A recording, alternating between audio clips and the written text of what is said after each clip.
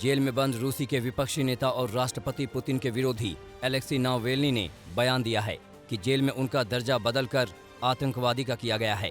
Navalny payroll उल्लंघन के मामले में 2.5 साल की सजा काट रहे हैं। उन्होंने इंस्टाग्राम पर लिखा कि राजनीतिक आकांक्षाओं को विफल करने के मकसद से मेरे ऊपर आरोप मढ़े गए।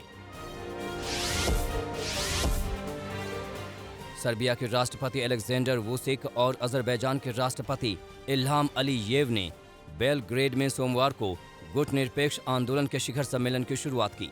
इस सम्मेलन में भारत समेत 40 देशों के विदेश मंत्री शामिल होंगे। वर्तमान में गुटनिरपेक्ष आंदोलन में 120 विकासशील देश शामिल हैं।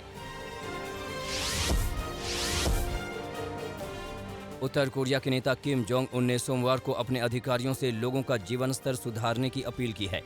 उन्होंने कहा कि देश की मौजूदा गंभीर स्थिति से निपटने और लोगों का जीवन स्तर सुधारने के प्रयास करें। किम जोंग ने ये अपील सत्तारूढ़ वर्कर्स पार्टी की 76वीं वर्षगांठ के मौके पर की है। जापान के प्रधानमंत्री फोमियो किशिदा ने पीएम बनने के बाद पहली बार संसद को संबोधित किया। विपक्ष के हर सवालों का जवाब दिया। फोमियो किशिदा ने देश की अर्थव्यवस्था को मजबूत करने पर जोर दिया। साथ ही पीएम किशिदा ने लोगों की आय बढ़ाने की भी बात कही। यौन उत्पीड़न के मामले में ब्रिटिश पुलिस राजकुमार एंड्रयू के खिलाफ कार्रवाई नहीं करेगी। पुलिस ने कहा कि राजकुमार एंड्रयू पर लगे मामले खत्म हो गए हैं। अब इस मामले में कोई कार्रवाई नहीं होगी।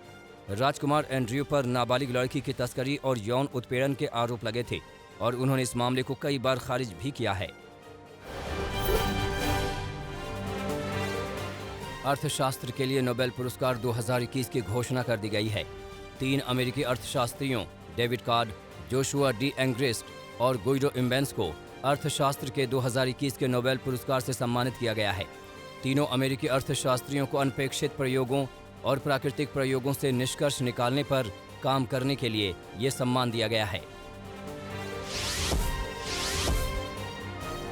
अमेरिका के मिनेसोटा राज्य के सेंट पॉल स्थित एक बार में हुई गोलीबारी में एक युवती की मौत हो गई, जबकि 14 अन्य घायल हो गए। शुरुआती जांच में पता चला है कि बार में कई राउंड फायरिंग की गई है। पुलिस ने इस मामले में 3 लोगों को गिरफ्तार भी कर लिया है। अभी तक यह स्पष्ट नहीं हो पाया है कि गोलीबारी किस वजह से हुई। मैक्सिको की नौसेना ने समुद्र में नशीली दवाओं का भंडाफोड़ किया। नौसेना ने 2.4 टन ड्रग्स को जब्त किया। स्पीड बोट से अनियमित तरीके से समुद्र के रास्ते ड्रग्स ले जा रहे थे। 2 हेलीकॉप्टर की मदद से मैक्सिको की नौसेना ने ऑपरेशन को अंजाम दिया। खराब मौसम की वजह से साउथ वेस्ट एयरलाइंस ने रविवार को 1000 से ज्यादा उड़ानों को रद्द कर दिया।